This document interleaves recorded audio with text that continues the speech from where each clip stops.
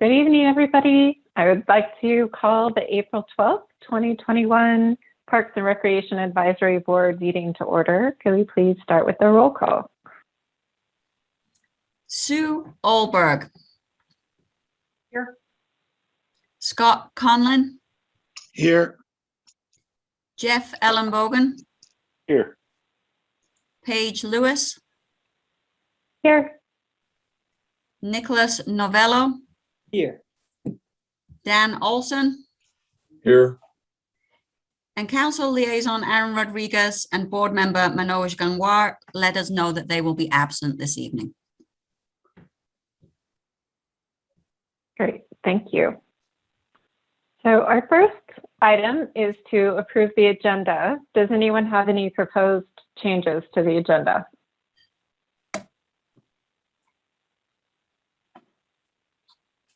If not, can I get a motion and a second to approve? I move that we approve the agenda as written. Thanks, Sue. I second Jeff? that. Okay. Sorry. Great. Go ahead. Jeff, Scott should second? second. No, Scott wanted a second. Oh, whatever, it doesn't, I'll second. All those in favor, signify with your hand, please. Aye. Aye, great. Okay, so next we'll move to approval of the last meeting's minutes. Does anyone have any changes to the minutes?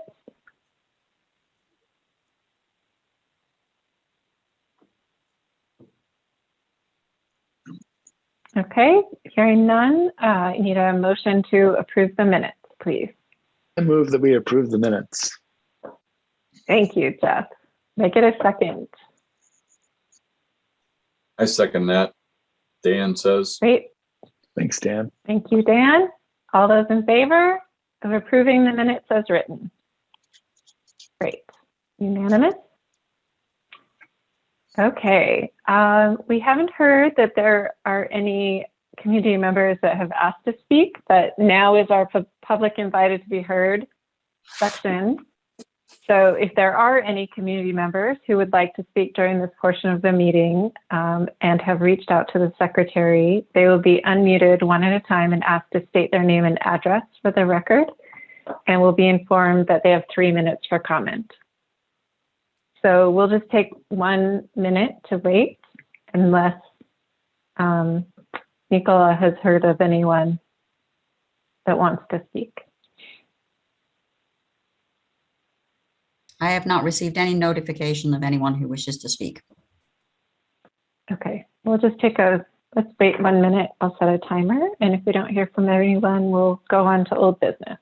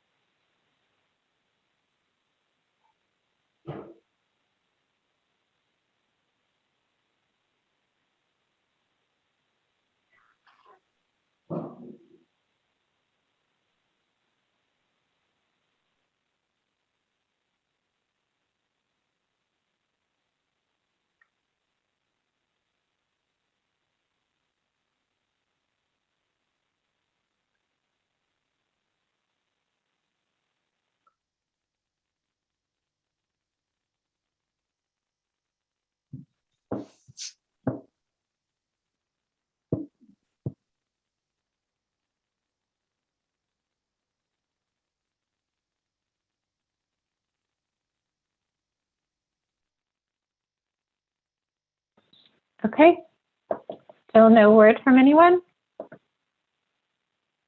No word from anyone. All right, thank you. Thanks everyone for taking that pause. Okay, so with that, we'll move on to old business. And hopefully you all saw from Nicola the CIP, Capital Improvement Project list. And so we wanted to take some time just to follow up on our previous discussion about capital improvement projects. And what I'd like to do is have David Bell give us a few context setting comments, and then I'd like to just do a round robin of board members and hear if you have 2 or 3 projects from this list, or anything else you'd like to mention in terms of what you think is a priority and why. So David, if you could just start us off, that would be great. Sure thing, Paige. Thank you. And since you give me the floor, I'm going to go tangential for just a moment. I also hope that all of you saw the message about the volunteer appreciation for the month of April, that the council members made that official volunteer month in April for the city of Longmont. And as an organization, we really depend on volunteers. I think a lot of times we think about those people that are cleaning up creeks and planting trees and doing things out in our park, but this board and others like it just do a great job for the city, giving up the evenings, doing a lot of reading, putting a lot of effort into trying to make our parks and open space natural areas a great place, which is kind of a nice transition into this next topic, which is the CIP project. And I know as people give up their evenings, they come here with some agendas, and those are great agendas, trying to bring forward areas of interest in the community they represent. Sometimes they feel a little frustrated when you start looking at CIP processes, and it feels like a little bit like a rubber stamp because it's already been done by the time you guys get to the process. And I'm going to ask Steve and Dan to jump in here a little bit if I get this wrong, but being here 5 years, I've kind of seen it now go through a 5-year cycle where Steve and Dan are working on projects that were out there 5 years ago and beyond, because the way we approve our CIP process is we really are approving a 5-year budget through council, but it's only 1 year that really gets funded. So when we get that 1 year done, the next year we really roll up those following years. A lot of times though, because of things like COVIDs or budgets, the previous year's projects don't get done. Therefore, we're still in the role of this. So as board members come on and looking for ways they can bring new ideas into the process, it can, I think, feel frustrating. There's not more opportunity to engage. So the city's been talking about this, and our deputy city manager and assistant city managers looked at the way that we can start doing a better job of trying to gauge not only the boards, but also the community on our CIP projects, because I do feel like sometimes it feels like this is much more of an inform than an engage, and we'd like to get that point. So I think tonight as we go through this process, so it doesn't just feel that we're asking you just to go through an exercise. I think one of the things that staff definitely take away is, are we at least in alignment with some of these projects being so old? Does this still look like the way we should be moving? Are these projects that people want to see? And if it's not, again, I think Steve's open invitation for anything out there you want to hear would be great, knowing that just because we hear it doesn't mean we can squeeze into the process. And it's not just the board. I talked to Paige and Jeff a little bit too, so there's stuff in the community saying, hey, there's a great idea. Could you just do this? We bring a grant and money to it as well. But we do get very limited to those approved projects by council, the limited number of staff, and trying to work through those. So we feel a little bit handcuffed sometimes on process, but we also want to engage this group and give you a chance to let us know what you're thinking about these projects. Are they things that you think are important to the community right now? And if we are way off, we'd like to have that conversation as well. So I hope that helped a little bit, Paige, as we go through this exercise. Thanks, Dave. Does anyone have any clarifying questions? Yeah, Jeff? Yeah, so looking at it, one thing I just noticed as I was going through the ones I highlighted was there's sometimes where a project number is listed for like 6 or 7 things. So I guess that's one of my questions is, are those things all grouped, or is there A, B, C, D within? I'm looking at project 186 at the bottom. I'm like, oh, there's this Hoover Park thing, but there's also 12 other things with the same code. But there's also let me just say the part B, which is there's so many things on here. Are we sort of rubber stamp? I mean, ultimately, most of these things will happen unless someone says, don't make them happen, right? Or like, what are we really focusing on right now? Like, if we all say the things we like, and I guess I'm just wondering, can we come up with a plan for what we're going to attempt to do here rather than just randomly going, this park's near me and I like it? That is a challenge. So and I guess I'll answer that part B is coming up with a plan. And that's what, Paige and I talked to through the meeting, Paige and Jeff and I talked about this too. And I think as I talked to city leadership, what is the plan for trying to get this information and use in a way that we can make sure that we're reflecting current values, as long as those ones that were, if you look at the shortest span, which I know these projects have been, they're more than 5 years. If we're just rolling forward those 5 years, is that still in alignment with what we're looking at doing? So for us as staff, for me, this really helps to hear, are we at least going in the right direction? And if your park's close or not, we know it's maybe a couple years out. Are we still moving in that direction? So I don't know if there's a plan this evening and we could maybe continue the conversation, but for me, I'll be taking that up our leadership chain to our city manager, deputy city manager, say, that we've taken this to our boards. The boards feel like this is appropriate work plan for us, but there's other things out there. And how do we work that into a system that's pretty much locked in the next 5 years or so? So it's not an answer I really can give to you right now, That's but it's fine. one that I think we're all working on. And I think this exercise hopefully doesn't feel this, as a futile exercise, because it was going to get moved up through the city process. So that's one thing I can tell you tonight. There's also no dates that I saw, so it's hard to know what is happening this year. If we're really only focusing on what gets pulled off for this year, I didn't see that on here. I don't know if I looked at that, but Steve, I'm gonna say, actually, Steve, I was going to turn it over to you for the part A, which was those group projects, and we have a bunch of those together. So Steve and Kathy get a bunch of those. So I'll give it over to Steve to talk about how those kind of lump projects kind of come together. And I'm going to defer to Kathy on the lump projects because she managed those more than I do. But as far as the dates, we intentionally did not give dates because what we're wanting to hear from the board is of all these projects that have been identified. I wouldn't say it's a rubber stamp. Yes, will they get done, but will they get done in 2 years or 20 years? That's a big difference. I get complaints from people who said, I moved in next to a park site and I thought my kid would get to play there. I'm not kids in college now. And so it really is trying to prioritize the funds that we have available and the resources we have available to develop these sites and figure out what are the most important for the board throughout the community. And before I turn it over to Kathy, the other thing I wanted to say is that there are a wide variety of goals that the city has and a lot of funding opportunities that we have. There were some questions from board members about having some sort of a fake budget or figure out how to compare projects to projects. It's really impossible to do that. What we need to know is what the priorities are, and then we'll figure out a way to fund them. We have 5 or 6 or 7 different funding opportunities for each project. And each fund has restrictions as far as what they can and cannot be used for.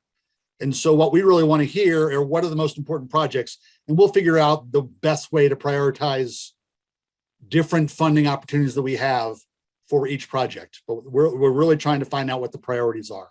Kathy, do you want to add to that and maybe speak to the grouping of the projects? Yeah, I think that we want to hear what to advocate for, and knowing and having PRAB's backing on priorities really helps us, have a tool to advocate. So I think we just need to know, when we go into these meetings and we battle for funding, many different funding sources, like Steve said, it just helps to know what we really should be advocating for. So hopefully we can hear from you and then take that forward as we kind of go through this whole process. But yeah, just real quick on the example you gave about PRO 186, that CIP is called Park Infrastructure Repair and Replacement. So that's really the Park Renewal program. So that CIP is sort of a program. And then we're able, so I have, it's not just one project. Then we identify the Park Renewal projects within that CIP. So it becomes many projects. So I kind of listed them out so that you could advocate for certain Park Renewal projects that you see more pressing, rather than just say, hey, I support Park Renewal. We wanted you to see that there are many projects within that. Yeah, and I would just add that the same is indicative on that spreadsheet as far as PRO 083, missing primary greenways and secondary greenways. There are some projects that are in the new additions, and there are some projects in the what do we call them, Kathy? I can't remember. I only have one screen. Sorry, in the enhancement and restoration projects. So that project is appropriate for funding both types of projects. What we want to hear from the board is, should we put our resources and funds that we have available to us toward new construction within that project or towards enhancement or restoration within that project? So it's really, they're all good projects. There's not a bad one on here. It's just a matter of trying to prioritize the ones that are the most appropriate.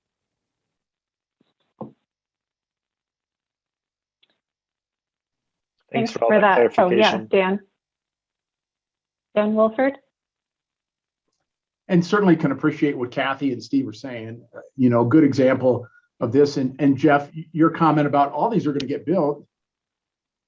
As I look at PR 77 Macintosh, you know, we did the master plan for Macintosh in 2003 when the master plan got approved. And so it's been a couple years since 2003, and we still have a couple phases. So again, the same for Greenway. The master plan was adopted in 2000, Steve, or somewhere in that general area. And we're still working on, you know, phase 13. So really, like Kathy and Steve and David said, what we really want to know is what your priorities are so that we can plug them in and advocate for them.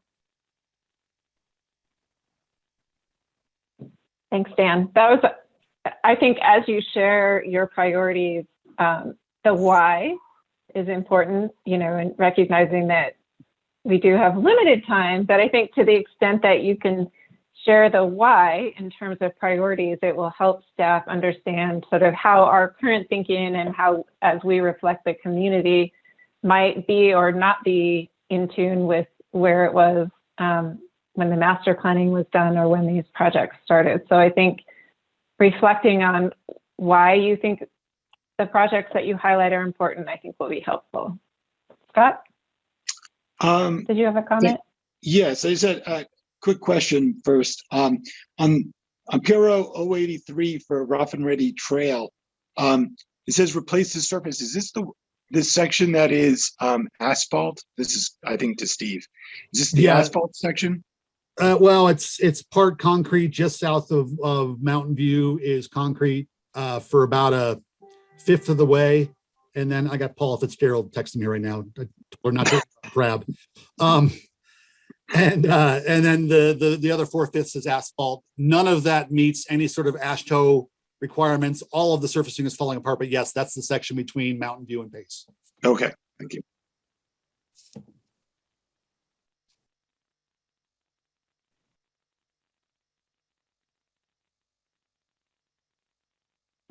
Jeff, did you have another question?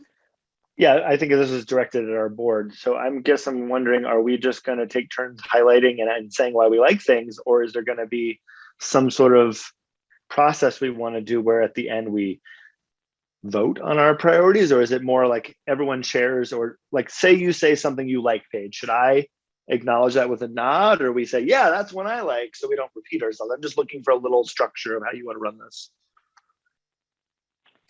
Yeah, no, that's a great question. I mean, before you answer, Nikki or Aurora, are you going to keep score? Is someone going to keep score? Like, who's going to tally this? Is it up to Kathy and I, or is someone else going to do that? I'm curious as well. Steve, I have been asked as the board secretary to do the tally.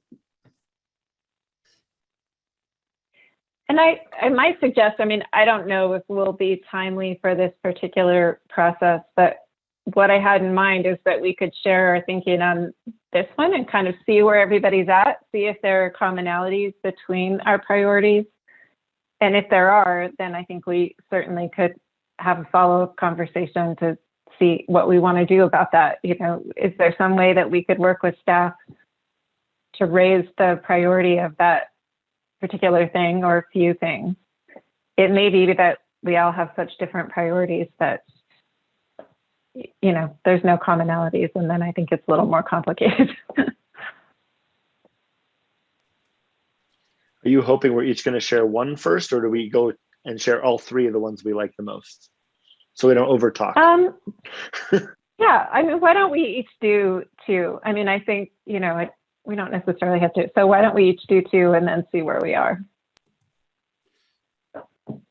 Do you want to get us started, Jeff, or is there somebody else that? Oh, yeah. Steve? I'm sorry. One last thing. Remember, the list that we provided are the lists that are on our radar in the next 5 years or so. There are other projects out there. You are not confined by this list. If you as a board think that there are other things that are of a higher priority than what's on our list, we want to hear that as well. Sorry.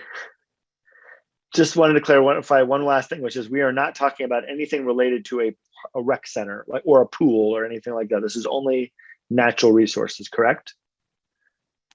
Like I noticed I Sunset had that Pool is question not too. on there at all.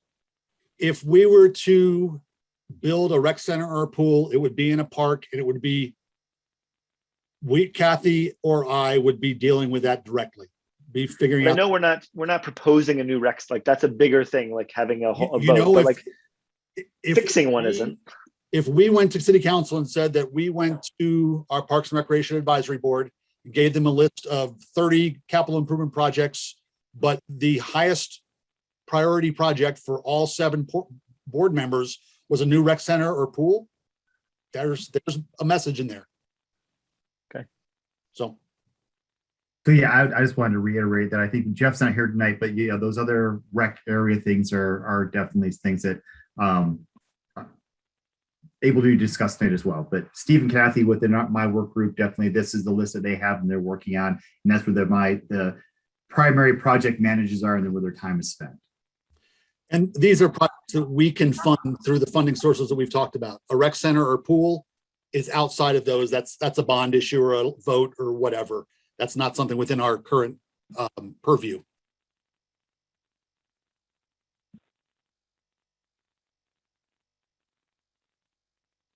Are we ready?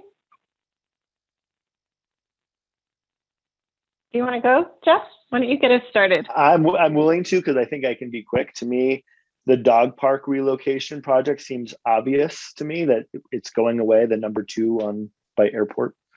I'm advocating for that because people love dog parks, and if that one has to go away, then I think we should build a second one. I don't actually even use dog parks, so I don't have an attachment to that. It just seems like something the community would. No dog would in want. that fight. I have friends who have said a related dog comment, which is, I wish I had more places to take my dog off leash, but they're talking about places like Button Rock. But if they're not going to be able to do it at Button Rock, then we should have dog parks for them. And then I guess I'll just advocate for a second one, which is in that project 186, the Hoover Park.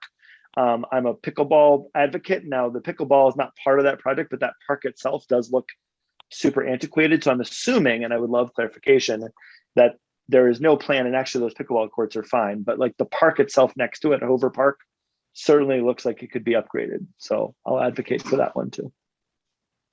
And I had several others, but those will be the 2 I mentioned. Great, thank you. Do you have anything particular about, well, Hoover Park, I guess you said your why in terms of the condition, right? It looks like it was a park. I'm guessing it was like 2000. And I actually don't really know how old parks are. Like I'm not good at that at all. But to me, as someone who has a young baby, as you've all seen, I took my daughter there once. There's something she could use, and I'll go back. I like that park, but it does feel old to me. And I know they mentioned sidewalk upgrades. I can tell you, as someone who pushes strollers over there, there's places where it's bumpy and things like that as you cross concrete and things like that. That's me advocating for one that I live near. Yeah. Is there someone that wants to go next? If not, I can do what I do at work and just start calling on the tiles. I'll jump in. Okay. So Jeff, I think it's kind of funny you had the dog park as the top one, because my first question was going to be after last month's meeting. It sounded like they were deferring it because maintenance and facilities doesn't need the space. So I was going to ask if we actually push that one off, because it sounds like dog park number 2 isn't going anywhere anytime soon. So instead of being a pick, it was like basically the opposite of a pick, of saying maybe this shouldn't even be on the list if we don't actually need it. But that would be this more of a staff question. So for my picks, I think that the number 1 for me is the drainage project. It's listed as a drainage project. DRN 028 Spring Gulch number 2 Greenway phase 3.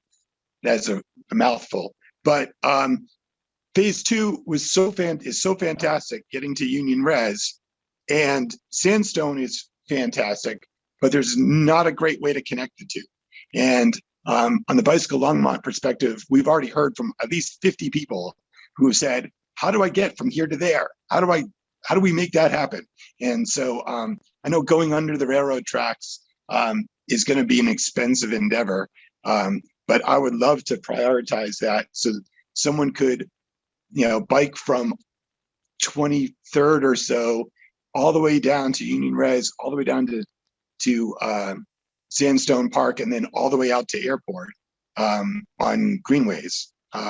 It'd be an amazing way to get around the city. So I'd love to see that connection be added in. And then the other one, of course, is another bike-related one that I would like to see prioritized. It was a top priority from Bicycle Longmont in our survey that I shared with you, was in PRO 083, the Dry Creek Greenway Trail behind Village of the Peaks. Is a way for cyclists and pedestrians to be able to connect from Hoover to the new bikeway of Sunset, and then eventually to St. Vrain Greenway. But I think that trail should be connected right there.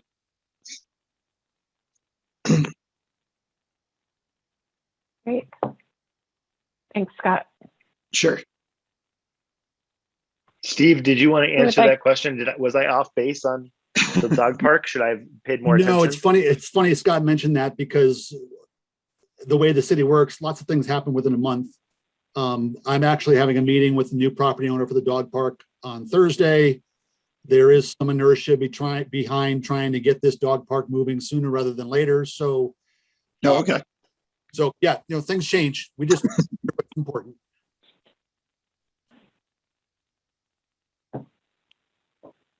Okay. Who would like to go next? Nicholas?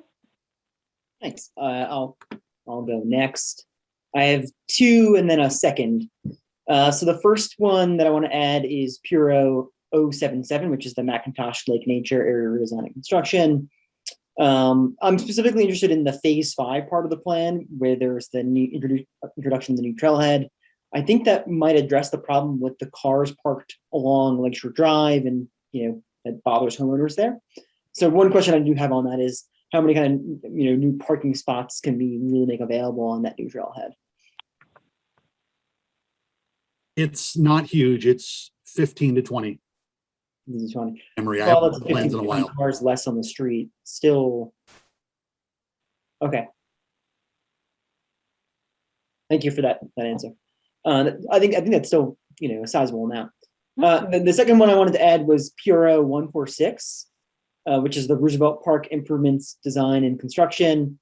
So specifically here, the fitness area part of the park is super interesting to me.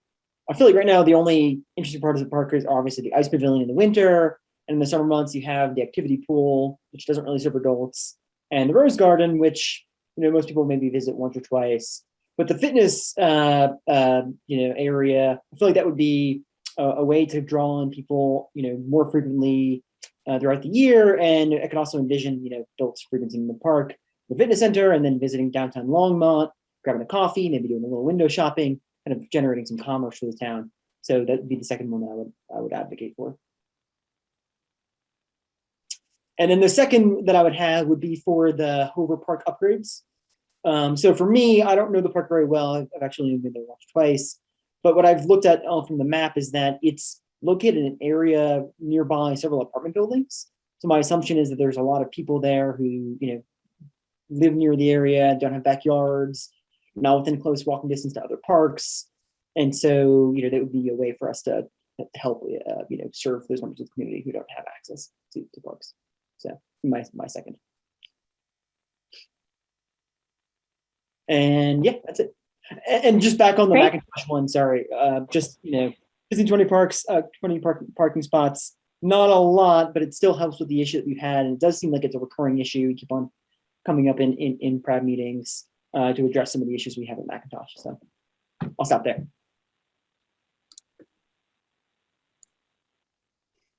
Jeff, do you have a question? I just don't want to move on before we talk about ones that people brought up. So on the Roosevelt Park one, can we clarify the little part where it says removal of the open storage, comma, I'm not looking at it right now. It says something about the ice pavilion. Can you clarify what are all three of those being removed? Like, what's that really mean?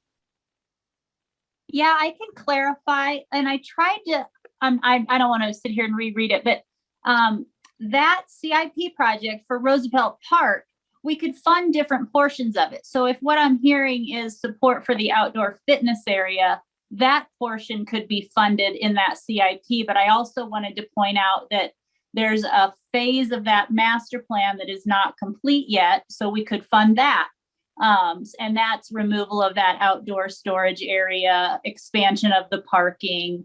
I think there's a monument that was never built on the corner. So there's just some loose ends that haven't been completed, and hasn't risen to a priority above everything else yet, but it is still hanging out there.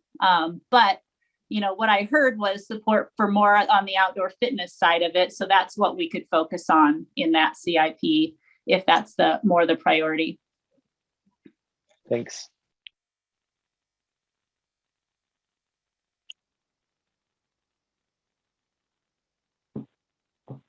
Okay. Sue or Dan, would you like to go next? I'm happy to.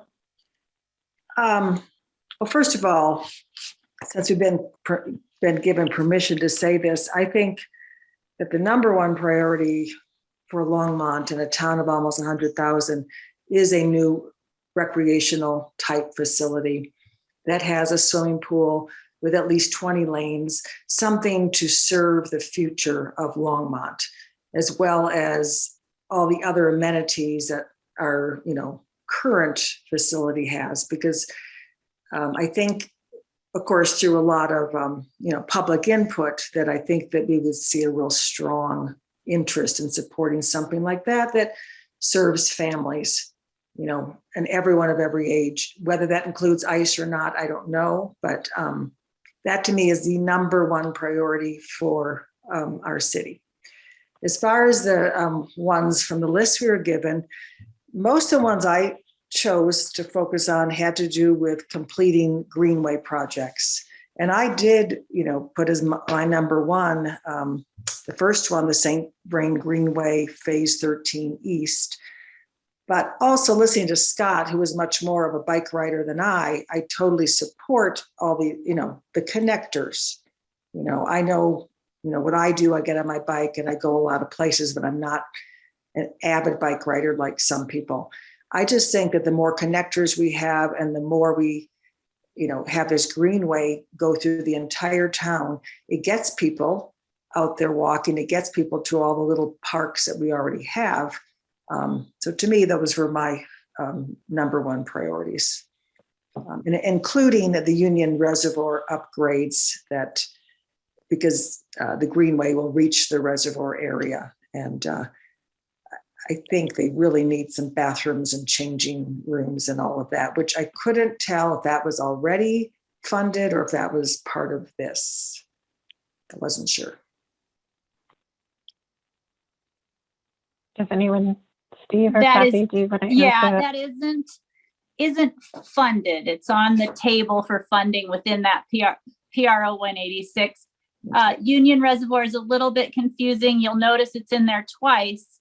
PRO 10 is for the master plan improvement. So if we were to implement the new master plan for Union Reservoir, that would be in PRO 10, as well as the trail that we're planning. And the trail is funded in PRO 10. But we keep looking at Union Reservoir upgrades in PRO 186 because we realize we need to keep the existing facilities out there usable in the meantime while it gets so much use. So there's kind of two funding sources there, but it sounds like you're looking at those upgrades. So if we don't implement the master plan in the next 5 to 10 years, we need to keep those facilities usable in the meantime. So I hope that makes sense.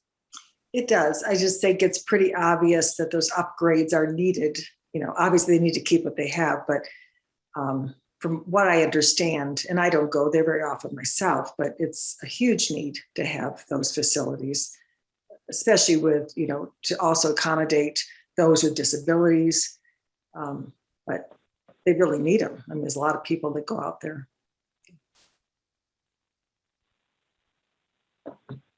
Paige, can I just ask a question? Yeah. So Sue brought up St. Vrain, Greenway Phase 13. Steve, I thought that was already funded, or because it's tied to state money, or is that not true? It's funded for design. We're showing funding for construction currently in 2022 and 2023. We could walk away from the state funding if it's not a priority. We're not obligated to spend it. Okay, that'd be a horrible thing to do. That'd be like a well. Right. But you know, what we're trying to do is stress that we have limited resources and limited funding. Yes, I would agree that that would be tough to walk away from 1.5 million that we've already been awarded, but that is feasible if the board felt that that was important to do. Okay, so I misunderstood. So you're saying all of the funding was already there. This is No. just, No, it's funded for design. Okay, so this was funding for construction. This would be funding for construction.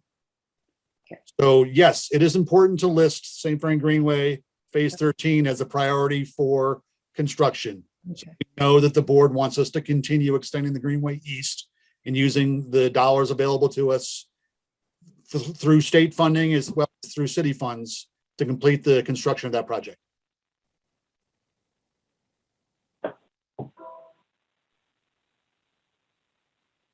Okay. Dan, do you want to go? Sure. And then I'll- Like Sue, and I saw Jeff nodding his head, I think our number one priority should still be a rec center, and we can't call it a competitive pool anymore, obviously.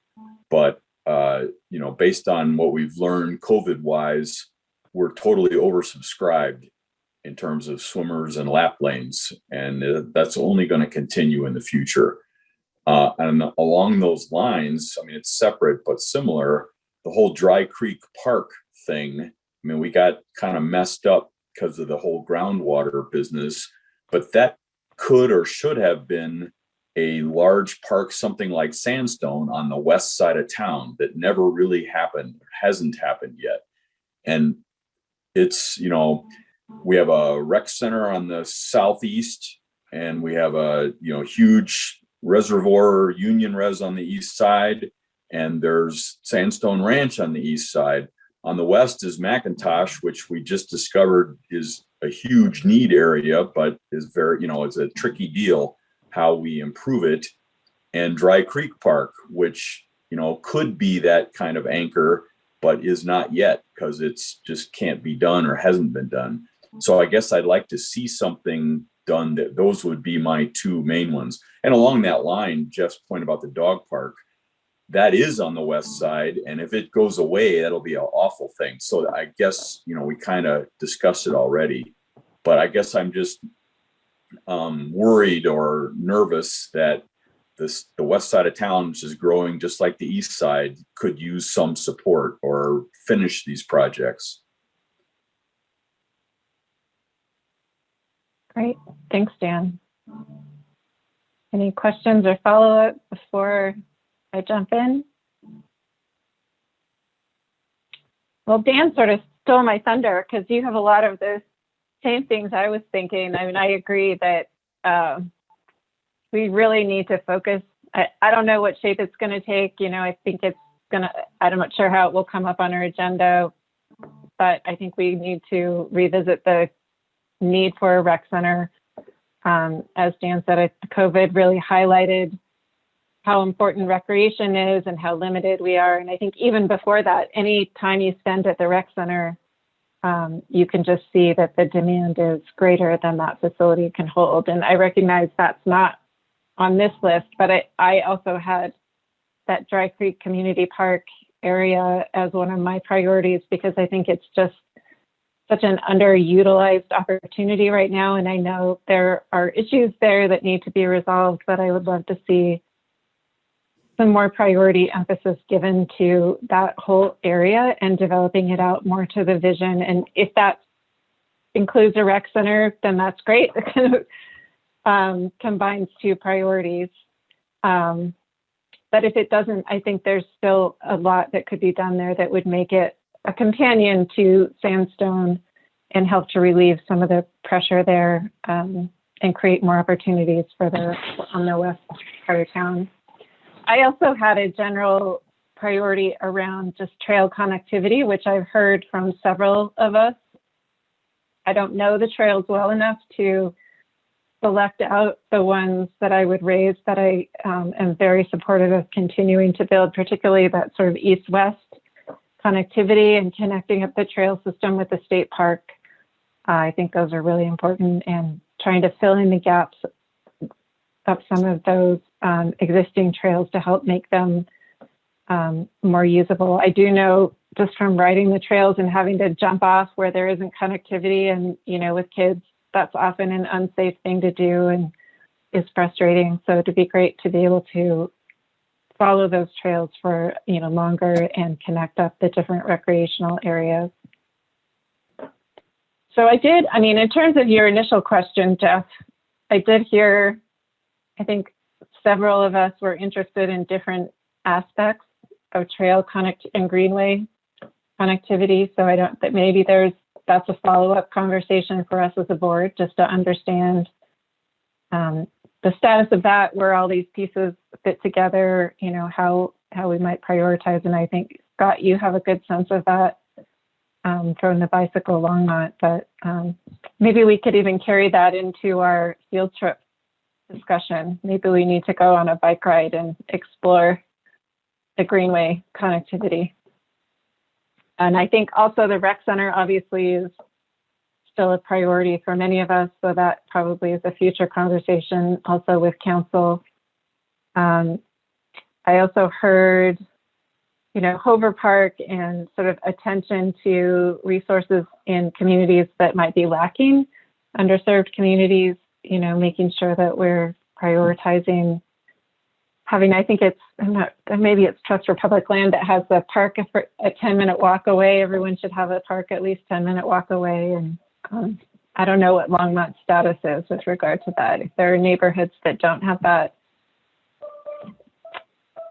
So, I would be interested in following up on some of these topics if board members are. And I guess I would look to David, Steve, Kathy, if this feedback is helpful to you, how, is there a way for us to capture it that would be more helpful? Yeah, Steve. Oh. Go ahead, David. David, or? Go ahead. Well, I did a quick tally. We had 2 mentions of the dog park, 2 mentions of Hoover Park, not counting Pages, 2 mentions of the Spring Gulch 2 trail from Union Reservoir to Sandstone, 1 mention from the Dry Creek Trail from Village at the Peaks to Sunset, 1 for Lake McIntosh, 1 for the Roosevelt Fitness Center, 3 for a rec center, 2 for the St. Vrain Greenway Eastern Extension out to St. Vrain State Park, 1 for the Union upgrades through PR 186, which is the existing infrastructure, and then 2 for completion of Dry Creek Community Park. So yeah, there's a lot there where you kind of look at that. I think it feels very individual, but I think Paige kind of grouped things in a way, Steve, that I think a lot of that could be lumped into trail extensions. That includes, I think, as Sue was talking about, how that does go through Union. I think some of those renewal pieces, I think hitting those, I think for us, for me especially, knowing that we have lots of renewals, looking at which ones kind of float to the top. And I would not say they're out of line with what we're hearing from the bigger community. So I know I will let Steve, Kathy, and Dan weigh in, because what I really did here is I think a little bit of even though this is not maybe as engaged as we want, what I heard are projects I know are on our radar. They're pretty close to the top of what we're trying to do right now. There was no real wild cards. I think the piece with Jeff not being here, the pool and rec center is something that I think is out of my scope of how we kind of move that forward. But that's the pieces Steve mentioned that those are the pieces how we reprioritize, look at, are we on the right track? How can we kind of group some of these or look at how we leverage resources? So I think that was a great conversation, but how do we move that next piece that really isn't part of this, that doesn't have funding or doesn't have ways to do it with the rec center and the pool will be another piece. But I thought it was a good conversation. I would say all that score you kept, Steve, it's what I have here as well. But I think I kind of looked at more like Paige with kind of grouping them. And I think that makes it seem a little more manageable as we have those conversations. But I'll kick it back to Steve, Kathy, and Dan to see if they had any different takeaway. One other thing that I noticed in my tally is that there were 10 projects mentioned. 7 of them were new construction. Dog Park 2 is new construction, but replacing something that's existing. So that's a little on the gray side. And then Hoover Park and Union upgrades were restoration, enhancements, that sort of thing. So it'd be good for the board to have, it would be helpful to staff, I should say, for the board to have a brief conversation about the philosophy is where we want to put our funds and resources is toward restoring, enhancing what we already have versus new construction. And maybe I've already heard it. If 70 to 80% of the projects that we're hearing about are new construction, is there a philosophy or you want us to try to make both work, which is likely? What's your thoughts are on that? I think we do have that coming up under new business, actually, a discussion about sustaining existing infrastructure. Yeah, so thanks, Paige. Yeah, and Timber just said that he's in the meeting now too, so he'll talk about that a little bit as well, and I'll kind of set the stage for that one. But yeah, that's a good distinction, Steve, and I think it's one of the things that we talk about internally a lot as well. Well, and I'll just jump in if I could and just say, I think this input's really, really helpful. I'm really impressed at how well you all know our plans and our specific site master plans and are looking to complete those. And I just feel like the input we got is that balance that we're always striving for between trails, new park construction, taking care of what we have. And I think I'm continuing to hear that balance. There might be a, slight, like Steve pointed out, slightly more of a push toward completing the master plans and some of this new construction because we've done a lot of work in park renewal. But, you guys brought up Hoover Park, and it's so funny because that's the park I'm getting most of the phone calls from the public on. And it's really, the top of the list right now for park upgrades. So, I think the input that I've heard is really helpful and really helps me know what to really get behind. So really appreciate it.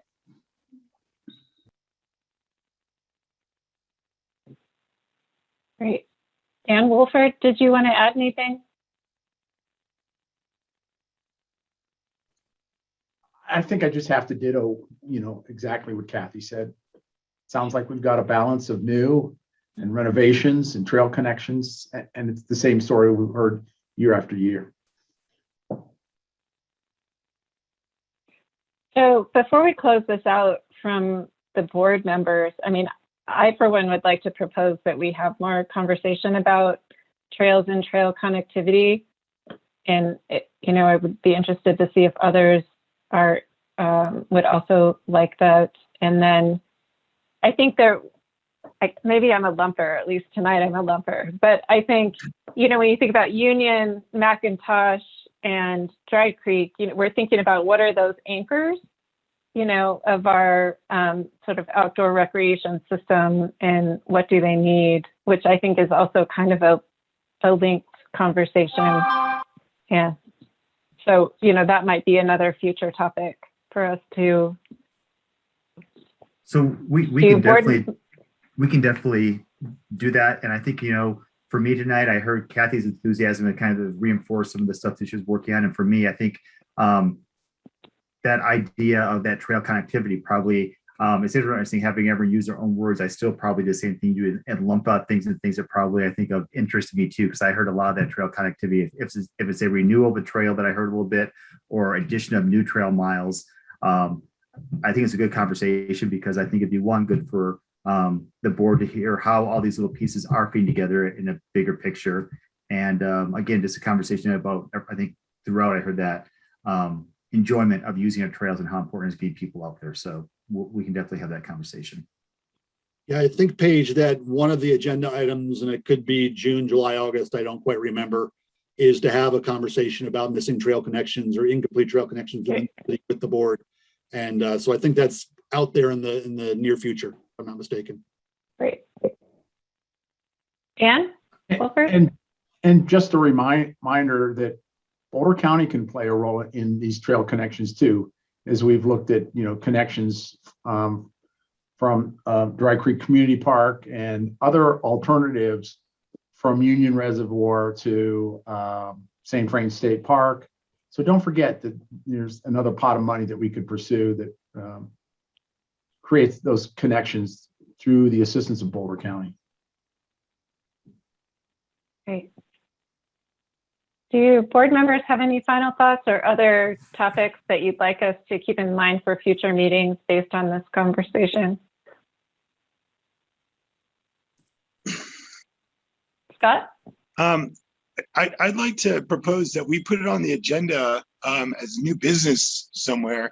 The rec center as its own piece, right? I don't think really we should do it as part of a CIP piece, but it is something that we have to go out for a vote on. It'd be interesting. It'd be good to hear from staff and to know what other big plans may be out there that the city is looking to raise money through bonds for. But it's clear that the board is interested in a rec center. I've heard it a million times from people in the city. So I think it's something we should prioritize as one of our agenda items coming up, and try to see where in the cycle that best fits, what the wording is that makes that all of that work out better than the last attempt that we had.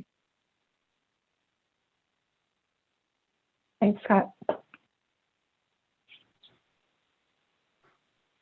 I think we can talk offline with staff to figure out a best way to make a presentation to the board about that. I have some ideas for other staff members outside of our direct organization to maybe talk about some of the financial strategies for the city and other projects that are coming up. So maybe we could work on something here in the future, next couple of months, to get something back to you guys. Yeah, yeah, and I'll check in Jeff. with David and Jeff on the agendas that we have laid out and see where we can make sure we have that fit in. As I just want to say, Scott, I appreciate you kind of think about that other piece out there is where, these are top priorities for us, but as you start looking at what council has laid out, and unfortunately, Mayor Pro Tem Rodriguez isn't here tonight to kind of, maybe weigh into this a little bit too, but that's when it comes into that bigger picture of what other bonding issues are out there, what other funding issues out there, and really sometimes how stung or stinging is it still from the last go around this with some of the council members too. So it's a good conversation. I think, us having a good way to kind of package it with Jeff and take that forward would be a great way to at least make sure people are aware that there's a bigger picture out there too, as we talk about this. Great. Okay. We should probably move on, but I appreciate that conversation. That was actually one of the more fun conversations I've had on the board, just to hear what everyone's interested in. So thank you. Our next conversation will be related. So moving on to new business, discuss sustaining parks and recreation infrastructure. Who is the lead for that, David? Yeah, I'm going to go ahead and kick this off. Timber's on right now, and I'll bring him in to talk about our assets management. Again, I think this has been great that PRAB has been really asking for stuff that we as staff are talking about and working on even at our level, and kind of moving it up to deputy city managers and assistant city managers and how we look at this. So asset management has been a big piece in the city for a while, probably bigger in some of the operations and parks operations and in other areas. And Timber has been a big advocate for that and a big proponent for moving this forward in our group as far as determining what we have, how we take care of it, how we fund it. And we actually just had that conversation a bit today. And it does play on the first part of this meeting and looking at Steve. I'm trying to remember what you said the numbers were. 7 new and 3 renewals, or somewhere in that ballpark.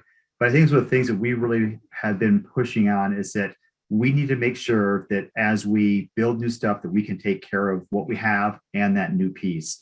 So a piece that has just been brought forward was the fact that when we put together a budget for a CIP, there's a page that says, what's it going to take care of that new shiny thing that people like to see? Is it staff? Is it contractors? Is it additional dollars? And Timber will talk about how he comes up with those numbers. But there's a disconnect on the CIP when you get to the projects done and now becomes operational dollars. There really is no sort of assurance that those dollars carried forward in the 2, 3, 4, or 5 years later once that park gets completed. So we have been working with our financial division and our city manager say, if we build this, council approves it, that's a tacit approval that this request will be the level one, be a level one request, which really, since I've been here, and Steve and Dan can do much further back look, but use those level ones are things that we have to do because of some sort of rule, regulation, federal law, safety, and it falls in this, it really has to be funded. We have to get it done. So if we build something, we're saying if we build it, we have to take care of it. So when it comes back, it will be funded. I mean, it will go in as a level one request, which really changes how we had to go back before with a new park, now asking for new funds that was competing against everything. So I think we're making progress. We'll keep this group apprised of that, but Timber will talk about how we are doing that right now. And he can talk a little bit about how that level one prioritization might help him in the future. Timber, is that fair setup? Sure, that's a lot. Thanks, David. Yeah, so asset life cycle and renewal. I guess it was 7 years ago now. Council passed the Park and Greenway maintenance renewal fund that everybody should see on their water bills. And that was after an assessment during the master planning process of looking at all of our assets across the city and where they were at in renewal. So a lot of things were failing. So what we did is we developed a pretty robust asset renewal program that looked at all of the assets across the city of when they were built. And then we took all that information and we put it into our work management system, which now we can run reports on to say, hey, Hoover Park, for an example, if you ran the asset, Hoover Park was actually built in 1990. So, it is now 31 years old. So it's coming up as it needs renewal. So as you're reviewing those CIPs too, one thing to keep in mind is that PRO 186 is dedicated strictly to renewal.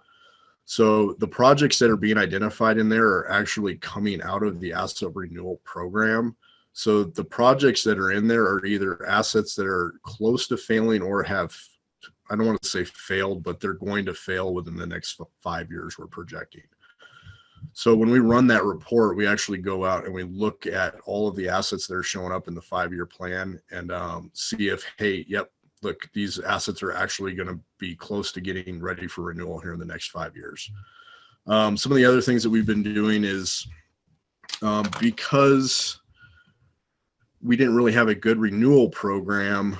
If you can imagine a place like Lou Miller Park, didn't have an asset renewal program. So when you look at that park, a lot of the assets are out of renewal phase. What I mean by that is, you may have to do lighting changes out every 15 years, but the building itself maybe only needs to get done every 30 years. Aligning 15-year projects and 30-year projects within that park so that there's kind of this constant renewal.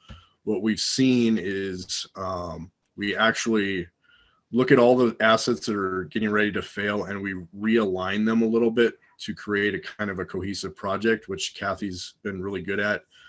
So like, we're doing a full renewal now at Lou Miller Park. We're doing a full renewal at Alfalter rather than just going in and kind of piecemealing it. But looking forward to new parks, what we're trying to do, really not just parks, I'm talking right-of-ways, greenways, is that when that project manager identifies the project and kind of the scope of what's going to be in the project, is during the CIP process, they actually fill out the projected O&M costs. And we're trying to get it integrated better where we either have kind of a menu that they can choose from or just a generalized cost of how much it should cost per acre based on a set number of amenities. And then the project managers can take that, put it into the CIP process. And then as we move through to the park getting completed, what we will do then on the operating budget side is I will go back to look at that CIP, which was an approved CIP through council. So what we're saying, and we're hearing from leadership, is that if that CIP is approved, at that same time, you're also approving those operating dollars that are associated with that.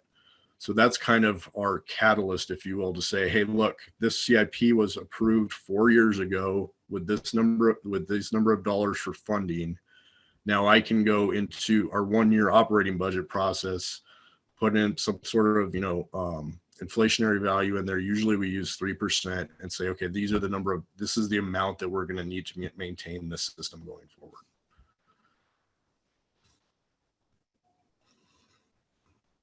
I think that was everything. Is there any questions on that?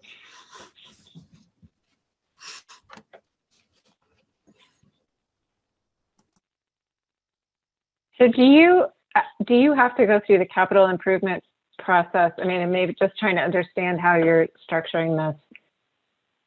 So you're trying to set it up so you don't necessarily have to go through the capital improvement process for for this ongoing sort of maintenance and upgrades, or you still do?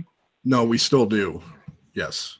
Well, yes. Anything for renewal, we try to go through the CIP process. So the way we do that now, though, is we actually report on what assets we're expecting to see fail within a 5-year period, and then developing either projects. That could just be, we're going to renew all of Lou Miller Park. A couple of years from now, we actually have a bunch of lighting that's going to fail at the same time. So then we will do a lighting renewal project at multiple locations throughout the city. But yes, that's all through the CIP process. And a lot of those projects, the renewal projects, don't really have an additional operating cost associated with it. Some things do, but for the most part, they don't. Really what we're talking about is anything new coming online. We want to make sure that, one, the sheets are complete that are associated with that CIP when that project manager puts it in for operating budget, so that we can go back and ensure that that project actually has the funds available to maintain it once it's built.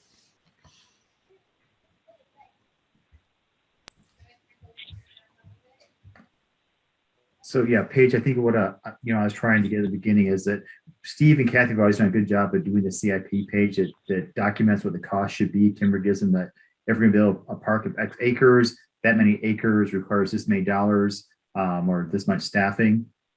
But what was happening was that disconnect, because by the time Timber got around to doing the O&M request, it was now like with this meeting, it was going up and having to compete against all the new shiny stuff, which can be hard sometimes. So this actually keeps that link to that original request, and it says this was already approved. Therefore, we need to maintain what we already have before we do something new and shiny. So I think we're making some good progress there. The other thing, I know Timber gave a good overview, but I don't know if Kathy wants to jump in and talk about how this kind of plays into how her projects lay out, or she has any thoughts that she wants to share with the board on this portion of it. Well, I can jump in. I think Timber did a pretty good job kind of talking about how we just link the two, the asset management and the park renewal program are so linked, and we work together. And, I guess the way I look at it is, asset management can be one-offs and can be taken care of in O&M if it's a bench or, a roof or painting railings or things like that. That's one way to handle it. But then as things build, like you see at Hoover Park or Lou Miller Park, it's where we can kind of look at a park and go, gee, it's 30 years old. There's multiple things that need to be taken care of at that park. So it's a good time to put it in a CIP rather than have it hit the O&M budget so hard, and really tackle it as a renewal project rather than just consider it maintenance. But some of the asset management is completely handled in operating and maintenance on an annual basis. So it's kind of this, linked effort that there's multiple ways to handle it. And Timber brought up the lighting, maybe we don't tackle one park, but we look at lighting system wide, because that's grown to a bigger effort that would warrant a CIP. So I don't know if that helps, but I think Timber explained it pretty well. Yeah, and the other thing we've added to our asset renewal program over the last couple of years is we had the renewal piece, which is, I want to replace this playground. We're going to replace the whole playground. Well, we've also added now the refurbish piece. So like tennis courts, it's a pretty expensive endeavor to repaint a tennis court. So we've added in now, when are we expecting to repaint tennis courts?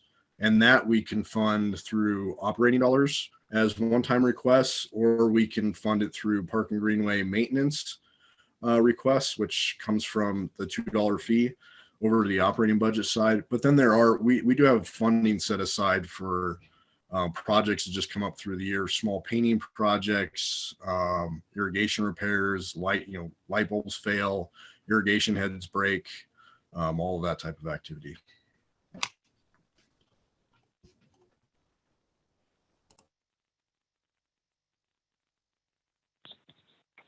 So David, do you guys feel like in timber, because I know part of this is getting sustained funding for ongoing maintenance, and making sure that you're trying to create mechanisms to tie new projects to, ongoing funding for that. I mean, in my work, we have, endowments for properties, and you probably have that too on the conservation easement side. But are there any other funding mechanisms that you guys need or are looking into to make sure that there is some kind of funding, like a certain amount set aside always to be tied to sort of asset management?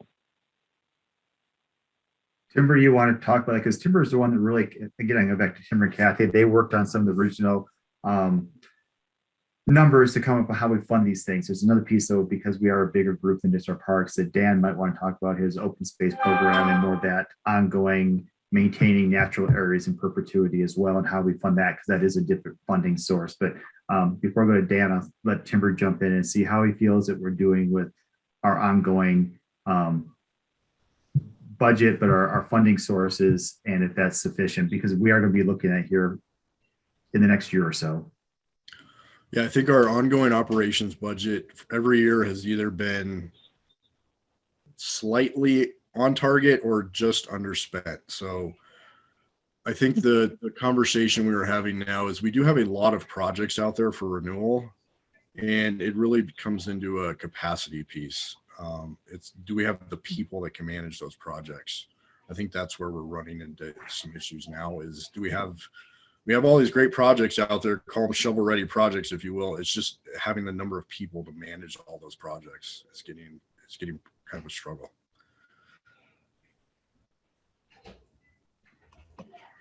All right, thank you, Timber. Paige, did you have another question on that one, or Kathy? I was just going to see if anybody else had a question. Kathy, did you have something?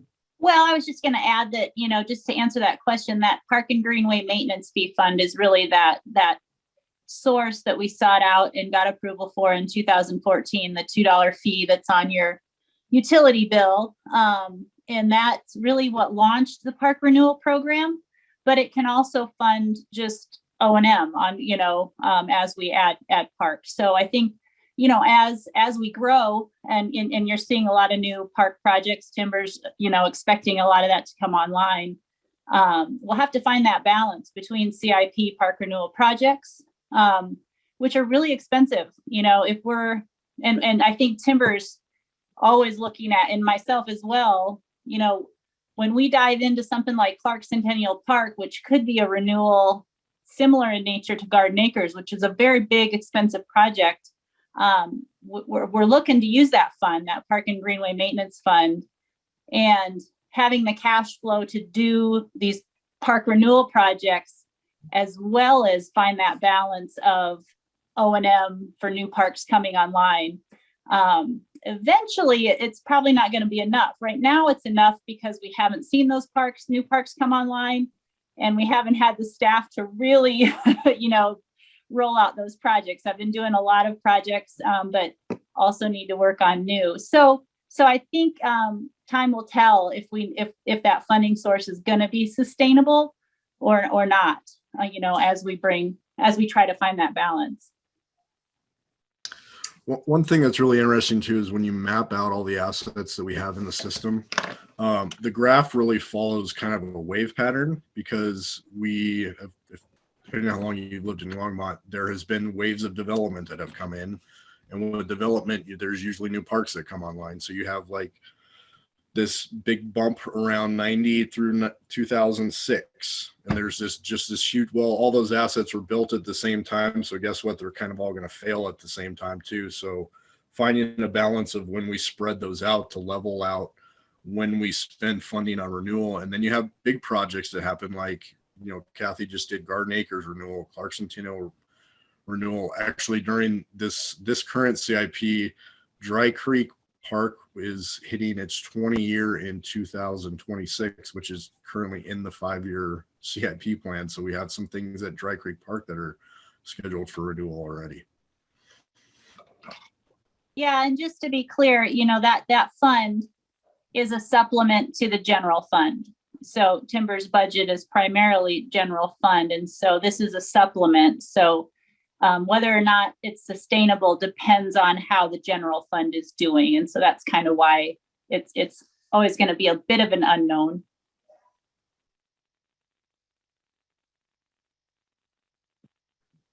Great, thanks. That was really helpful. So Paige, do you mind if I have Dan jump in real? You mind if I have Dan jump in real quick to talk about the open space program? Go ahead. You know, the open space program is a totally different animal because we don't have the crazy infrastructure associated with similar in aspects of a developed park system. Fortunately for us, many of our open space properties are under an agricultural lease, and we count on those tenants to provide the machinery, the equipment, and some of the assets, you know, to accommodate those properties. We also have the ability in the agricultural leases to take their revenues that are being generated to us and put those back into the property. So if we have a head gate, I have the ability to, you know, use some of those leases to replace some fencing. A lot of that stuff is incorporated into the assets of the property. So it's a significant different animal from that perspective. Weed management and ongoing maintenance there, Dan, or how do you feel on some of the properties? Again, as we maintain, as we grab properties, and it's not just open space properties, other properties that some of the utilities are using, you know, obviously we have a responsibility to maintain the vegetation. So as those new properties come online, we need the additional resources similar to timber, but not to the degree. Because again, from timber's perspective and the asset management, you know, we're talking about vegetative management, and weed control, which is, you know, from a fiscal perspective, significantly less. Thanks, Dan. Great. Okay. Anything else on this topic?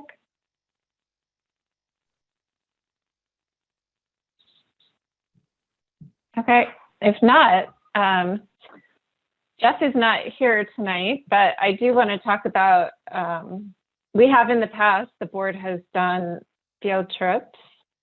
I think we would like to try to do that if conditions allow this year. And so wanted to have at least a brief conversation about whether folks would be interested in pursuing that, what time of the year, if there's a specific month that is best, and then what kinds of locations you might be interested in visiting, or if there's a theme that you would be interested in.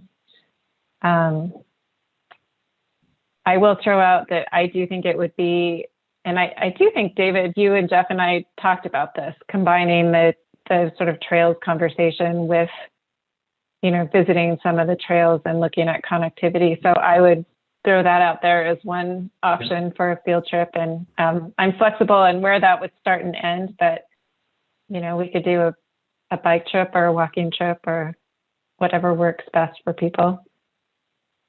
Other ideas? Jeff? I'm in favor of the bike trip, but I have another idea, except I think you guys did it before I was on the board, in which case that's silly, which is I've only been to Button Rock once and I barely know any of it. And I'm very interested in learning more about that since it sounds like a very popular asset, but has there already been a field trip there, maybe just the year before I joined the board? There was one. I wasn't able to go on it either. I think it might have been before I joined. Dan, did you go on it? Yes, and it was way cool. We got to go inside the dam, which was way cool, or see the tunnel underneath. And then it was kind of a what happened after the flood sort of tour. And it was interesting, and city council was invited, but there's a lot of other places, so I'm not sure. Yeah. You know, I feel like I could go check it out on my own with some, like someone can give me a little, you should go look at this. We can work with I you, think I would Jeff. go- What, David?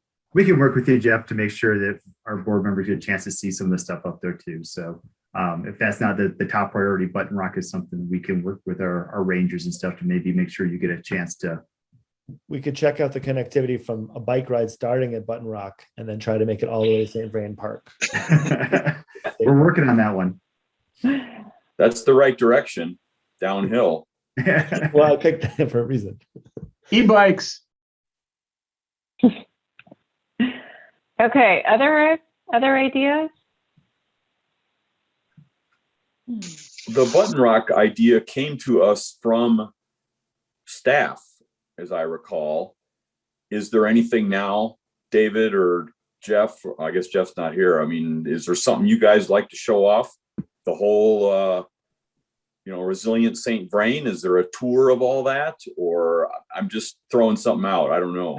No, I think it's a great kind of closing that loop, because we did take Prav and council up there, and that's what really kind of pushed the Button Rock master plan. I think as people saw Jamie Friel as a ranger up there and what he was doing with the increased use, with all the dog use, council really said you need to do something with this to help manage this property. So now Danielle's been working on the Button Rock master plan. COVID slowed down that process a little bit, so it might be a nice one to do once you wrap up that master plan and kind of say, here's where we started and here's where we're at. So I would say this year at this time, I don't think there's a highlight we could hit, but that'd be a great way to kind of close that loop when we get maybe that master plan or something done, Dan. I think it's a great idea. Well, I was asking if there's something other than Button Rock that you wanted to show off. Something like I said, Resilient St. Vrain. Are we at a good spot now? It seems like not quite, or something out at Union, or something at McIntosh to understand the problems there, or etc. It's hard, I guess, from my standpoint, it's hard to pick a park. I mean, right. I like the idea of getting on a bike and traveling to as many as possible, but I'm not sure how practical that is. So I think one of the things that could do is we could highlight some, if we're, again, I'll wait for the board to say if they want to do a hiking, biking, what works for people and how that works. But I think highlighting some of those new trail connections and maybe looking where those gaps are really at and talking about where you could get from here. You could hit quite a few of those from McIntosh to whatever part of town we want to do this on. But there's ways we could really hit some of those highlights, I think, if we did a combination of a hike or bike tour of the trails, talk connectivity, and we could talk about some of the parks along that as well. But McIntosh is one that we could talk about, Union is one we could talk about, and all those are kind of tied to our trail system. Steve, do you have any thoughts on that? Again, going along RSVP out to the east. We had also at some point talked about Dickens Farm Park, but I was thinking that could be part of a trail. Part of that trails, yeah, exactly. Tubing. So Steve. Tubing, right. Tubing. Yeah, no, I'm not tubing. Yeah. Yeah, so I guess it's really a desire of the board whether you would like to see something celebrate a completed project or view future projects or gaps in our system. And we could do both. Doing a bike tour to view gaps in our trail system seems somewhat problematic because there's nothing to ride on because there's a gap there. So that is, there's challenges with that. We can certainly do some stops around the city off of a van and walk out and look at some different trail gaps. I find gaps easily identified on Google Earth or a big map, but I happen to know the city pretty well off of aerial. So really, I think it'd be great to go up and see Dickens and see RSVP and see all the work that we've been working on for the past 7-8 years. And that would be I could talk about that stuff for hours and hours. I'm still waiting to hear about our national APWA award application for Dickens. And it's good news, I suppose. I'm hoping to hear in the next couple weeks. So by May, hopefully we're celebrating that at the next PRAB meeting. But yeah, really, it's just a strategy. Do you want to see things that are uncompleted, or do you want to see things that are completed and awesome? Also, like, how much time do we have to dedicate for this? And with COVID, are we really all riding in one van together? And think like the biking thing is nice. We can all be outside. But I do think, like, you know, a 2-hour thing I could do. I can't do a 5-hour half-day thing. There's no way.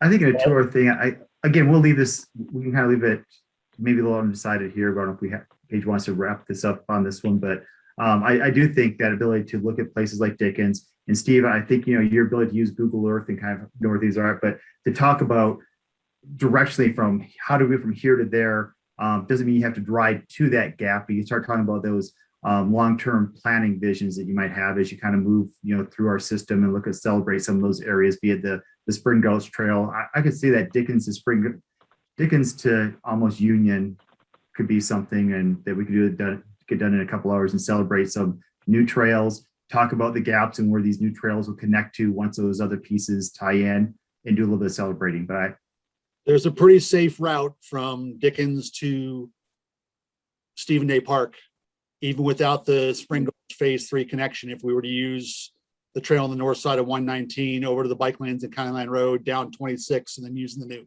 Spring Gulch Trail. So that would be a doable ride for a group of people this size. Right. And I'm thinking, Steve, along the way, we could talk about Costco. We could talk about Irwin Thomas, the gravel mining operations that impact open space and park properties, swing our way up to, you know, Spring Gulch, talk about all the development around Union Reservoir and those opportunities. You know, on the way back, stop at Left Hand and have a cocktail while we're looking over at the new RSVP section.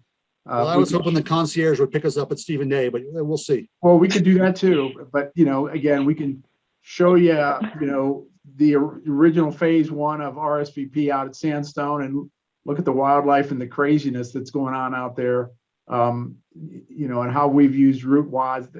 There's a ton of stuff that we would love to show you. Again, it's, you know, there are certainly limitations on your days and the numbers of hours, but, you know, if you let staff do it, we can camp out for the week. Sue? I have to say, I really like that idea. I like the idea of getting on bikes. I know that I have been on, you know, some really excellent field trips with the board. They are so worthwhile, just being, you know, right there, experiencing it. So what you've all just sort of described, this last connection, I think would be really a worthwhile trip to do. I think it'd be really good. And I don't know, like, I went and took a peek behind Left Hand, that area that's closed off, that part of the bike path. I know that's not so much the city project, that's more the field of it. I mean, whatever, I'm not sure. Well, it's a city project. It's a city project being funded by Corps of Army Engineers, but yeah, it's a city project.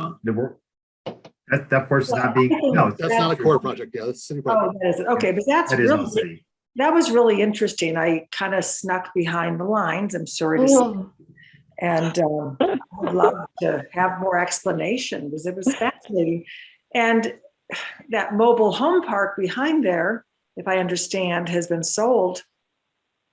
Yes, to a mobile to a home. developer. No, to another mobile home park company.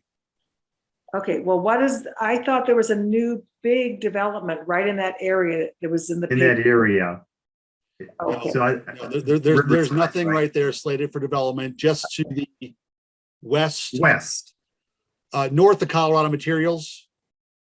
There's that parcel that's full of construction equipment. That's up slated for development. Right. Going west up the river, that's slated for development. The mobile home park changed hands. It was an unfortunate article in Times Call where they advertised the mobile home park being changed from one mobile home park company in California to another in California. They took a photograph of a redevelopment sign. The only redevelopment was us replatting the small not bigger than this room, lots that we purchased from them to do the RSVP project. We had to replat some things legally to make sure that our property is separate from theirs, but there's no plans for redevelopment at this point in time of the St. Frame Mobile Home Park. All right, because I was concerned when I saw that, very concerned. And Anyway, Sue, regardless of how this goes, I'm happy to meet you over Left Hand for a beer and chat with you about the project behind there at any time. Let me know. that'd be great. Okay. So I wonder, in terms of, rather than trying to do scheduling now, would it be possible to do like a little survey of board members in terms of like months and like time period? Sounds like a roughly 2-hour time period would work. Can we do that as follow-up, or? I mean, in the I'm past. looking at you, we've always- David. in the Oh, Yeah, yeah, I'm go sorry. ahead. Yep. Go ahead, Sue.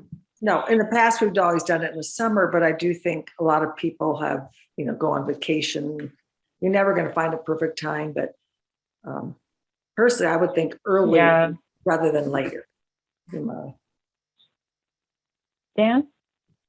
In the past, as I recall, this was a Monday night in lieu of Zoom call thing, at least like when we went up to Button Rock. And it was a couple, maybe 3 hours. I'm thinking a 6 to 8 kind of thing. I don't remember exactly. Is that what we foresee, or is this a Saturday afternoon deal? I'm sure staff will be flexible and we can do whatever works best for this group. Yeah, you're right, Dan, that typically we've done this in lieu of a PRAB meeting on a Monday evening. We've done it at like 5:30, 5 o'clock to 7 or 8 o'clock, depending on where we're going. Historically, the board has invited council to join us. Right. And we would want to schedule that in such a way. So that's an opportunity for the board to speak with council members, let them know their priorities for council to consider as they move forward. And we can certainly figure out a way for folks to cycle when they want to cycle, folks to drive if they don't want to cycle, to make sure that we're meeting at strategic gathering points and trying to have those conversations. Jeff was right about COVID, and we would certainly follow whatever COVID requirements are in effect at the time. And so maybe later in the summer, maybe better, contrary to what you said, Sue. I don't know. It's really up to y'all. But yes, you're right. Well, I was wondering, like maybe July or September, because I feel like August is always tricky, but I don't know. So maybe we could. Oh, go ahead. No, we just asking to see if this evening if we could kind of get a quick temperature from each of the members right now and see if that July. We can do September that work. now, or I was thinking we could send out an email as a follow-up. Let's do that. We'll work with some of our admin staff and see if we can do that. It might be easier. People get a chance to look at their calendars and have that ready for us by the time we meet next time. So great. Dan? My one point would be that if we're doing a bike ride, late June has the most light late. True. And theoretically, the thunderstorms in July haven't started yet. Theoretically.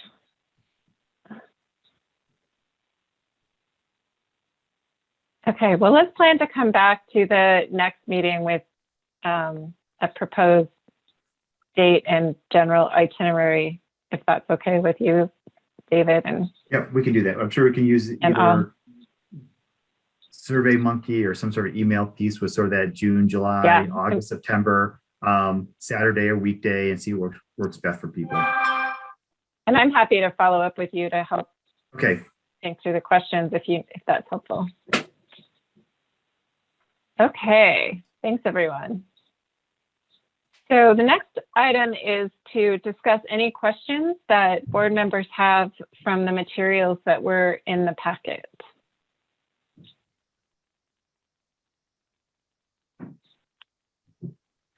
And if they're rec center questions, we might have to hold them till next time. Yeah, I was going to say Dan? there's not really a rec center update because Jeff knew he wouldn't be here. There sort of is. Isn't there? Yeah. Okay, never mind. Yeah, there is.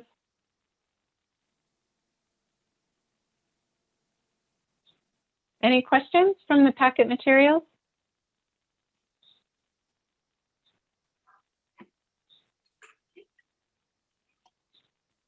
Okay, if not, do we have any additional items from staff?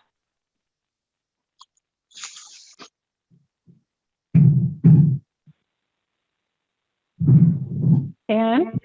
I'll just let you know that we are starting the ball rolling for the annexation of Lake McIntosh. So David and I met with Development Services, and we're soliciting survey, an annexation survey, and hopefully we will have that by Friday. And it's anticipated that it'll take us approximately 3 months to go through that annexation process.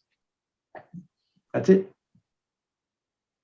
Great, thanks. Yeah, I saw that in the news. Any other items from staff? None for me. Okay. Timber? Any items from the board? Anything else you'd like to bring up? Yeah, Dan? I have two. The first one is I saw that City Council discussed Lake McIntosh with you folks, David in particular, and Dan. Is there something we need to do or should be doing in response to all that? Or do you guys have a go forward plan you want to share? Or, I mean, I read in the paper, I guess, mostly, it's the same sort of thing you'd reported to us before. More patrols, more signage, we're hiring additional rangers, et cetera. Is there anything you need from us or that we should be involved with? I appreciate that question, because I think one of the things that the reason we brought it to this group was, again, we know some of you live out there, some of you have friends out there, some of you use it, and always want to make sure we're doing kind of aligns with what the community is looking for. So as you kind of read through that and heard that, I think the big thing is as you're working with your friends and neighbors and out there and seeing stuff that either is working well or not working, to let us know. But I would say exactly what you talked about. We're going to go through this season. We've already had the ability to hire on some additional rangers. Timber and Dan have done a great job with that. Done some additional training, which will also help. We're going to be doing this year some temporary signs. They're not going to be the paper laminated, there'll be an aluminum temporary sign that will work on that. Dan's got the ability to get some grant dollars with some of our partners to do access areas so that people aren't having to tromp through vegetation potentially to get to launch their vessels. So we have a pretty robust plan, but we're going to need some additional dollars. So we'll be putting in some more dollars to the 2022 budget. So this year, we're going to use those additionals to have some temporary signage, continue to monitor. PD is going to be working with us. And I would say when we get together once a month, those of you that are out there and use it or hear things, please let us know. Is probably the biggest thing, and provide feedback to your friends and neighbors using on what we're doing. That'd be great.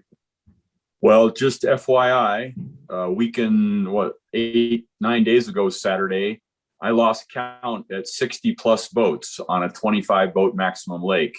And 2 days ago on Saturday, which was kind of a grim weather in the morning, there were already 25 boats. And so that's a impossible number right now. I mean, that regulation just isn't going to happen. So I did talk to council about that, and there was council members who really want us. The challenge right now, and Dan can talk about it too, is that is part of the adopted master plan. However, it was never, we don't have a rule and reg that says there has to be 25, no more than 25 people on that body of water. So if someone out there, they really could not at this point, we could put a sign up or something, but we don't have a rule and reg that addresses that at this point. So is 25 a number because it keeps people safe? Is it a number because it's consideration neighbors? Is it 25 for wildlife impact? So I think if we can address safety out there, if we can address noise, if we can address some of those pieces, maybe it's trying to manage the activity more than the numbers, because we are going to be looking at putting in for a boat for out there in 2022 as well. It'd be hard for us right now to say who was the first person on, who was the 26th on, 26 you're off, you have to stand here and wait, but someone's putting their paddleboard in across the lake. So I think working to see I'll go back and look at council too, because there definitely was debate on, do we need to have another regulation that staff can enforce, or is enforcement, you have to be wearing a vest, you have to be wearing a life jacket or a flotation device. You have to stay out of the wildlife closures. If we can manage those pieces, is that easier than managing a number? I'm with you. I think that's smart because that number, I don't see, it's just totally impractical, both in size and any number at all. Dan, again, that number was generated back in 2003. Right. And you understand that at that point in time, paddle boards were where? They didn't, you know, they really didn't exist. So, I mean, it's a brand new entity.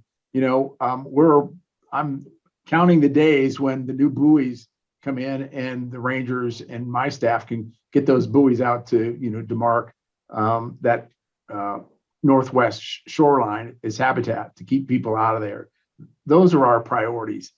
Again, as David said, safety is an issue, is clearly an issue, and it's things like PFDs on all these boats, and a child under 13 years of age must be wearing one. You know, again, it's going to be a lot of education, and hopefully, you know, the rangers are going to be out there in a presence. Our rangers, those that are on anyhow, from Button Rock and Union and these community rangers, all just this past week, just went through 4 significant days of training with the police department and our city attorneys and city prosecutors. So, you know, what I heard from those rangers, it's the best training they've had, period, ever. And one of them has been here almost 16 years. So it's a great step forward. Well, and again, my main point is it's starting already. So Yes. Any nice day, you know, like we discussed last year, it's been discovered. Everybody knows a nice day. Hey, let's go to Lake Mac. You know, I mean, we're starting. Yeah. I was again. Go ahead, Dan.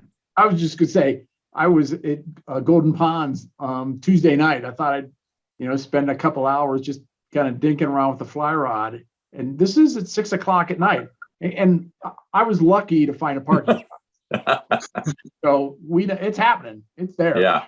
So that's what I was just going to say too. I think that this group of rangers we have right now, I believe we have 6 new rangers that we didn't have that last year. So it's going to be a big help. But those are the same rangers that will be at Golden Ponds. They'll be trying to keep kids from jumping off bridges at Dickens Park. They'll be out doing the new trail connections. So you're not going to see a ranger at McIntosh all the time. And I think that's as we kind of move forward and say, as we start looking at budget for 2022, do we need to have some dedicated people, some of these busier parks? So I think we're making incremental change in that direction to address this, but we're going to know we still have some gaps this coming season. Yeah, and we will start next week on Tuesday, Wednesday, Thursdays when you'll first start seeing the community rangers out actually doing patrols. And the other element that David failed to mention, it's going to be a significant duty, is contacting the homeless or those camping along the greenways. That's going to take a significant amount of time also. I hate to keep going here, Paige, but now this has been opened up. It's a great piece. So I hope that I'd like the community to know what we're doing with that too, because Dan mentioned that training. A lot of those rangers come in with natural resource backgrounds and they're used to doing fishing violations or hoping to talk about people about the Abert squirrel up at Button Rock. But managing homelessness and homeless camps in our communities become a big part of this. And this ranger group has been trained not only with our PD and our attorney's office, but also with our homeless services outreaches so that they know when they're contacting people that they can try to get them services in addition to trying to make them get in compliance with our rules and regulations. So I have a second one if you're ready. Are we done? My other point was to ask again about making the doors on tennis courts functional again as doors. I bring that up because thank you, Timber, with the bathrooms are open again and people are using handles apparently to get the doors open and shut. And the CDC released things saying we don't get COVID anymore from touching surfaces. So, but balls still go out in the street and from tennis courts. And so I think it's high time that we undo the permanently open gates on tennis court doors. I noticed that Afalter, the doors are functional. And it would be great for Quail and Carr and Pratt and the other multi-corded facilities to have doors that can stay shut. Yep. So, We're in Dan- the process of Timbers- installing. Sorry, David. No, I was going to say that you're going to these meetings with Boulder Public Health, so go ahead. No, yeah, we're in the process of reinstalling all the gates on all the tennis courts, basketball courts throughout the city. Also installing all of the benches that we took out. We got a little bit behind with the big snowstorm, so we're going. So it is happening. Just it is happening. not Yep. yet. Like you've seen Great. a couple of them popping up. We're in the process of getting them all back up. I was on the CDC webpage today in Boulder County and looking for all my data. Great.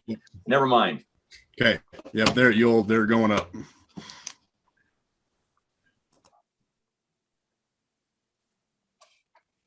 I'm done. Okay.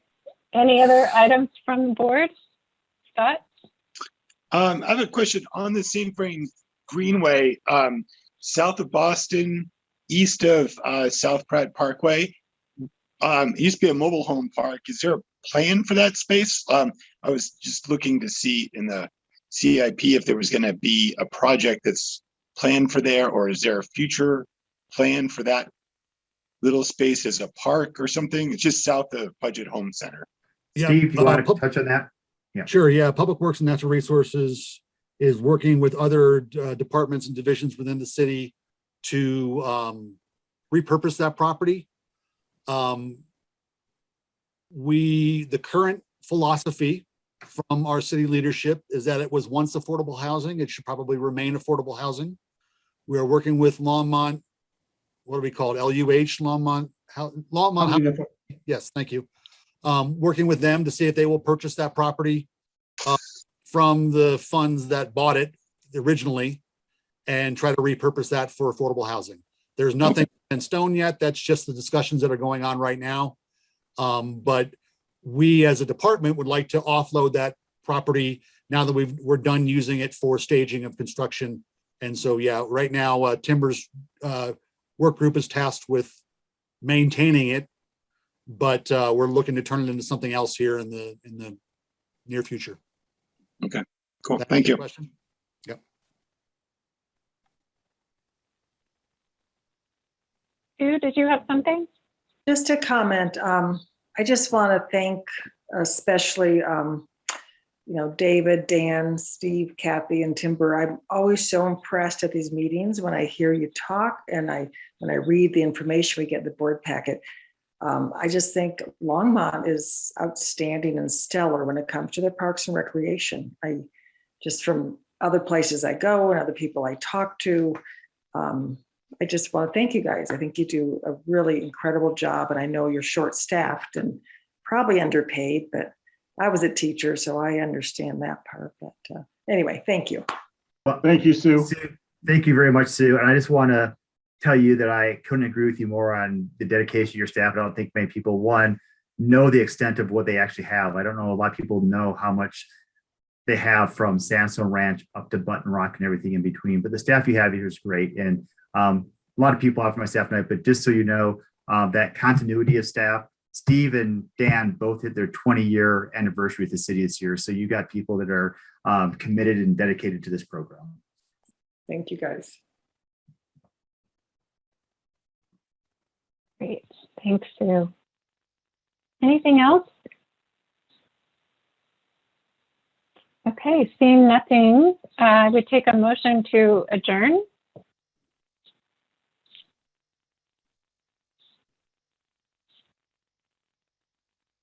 I'll make Dan? a motion. Oh, sorry. I move we Oh, adjourn. go ahead, Scott. No, let Dan do it. All right, I need a second. I'll second.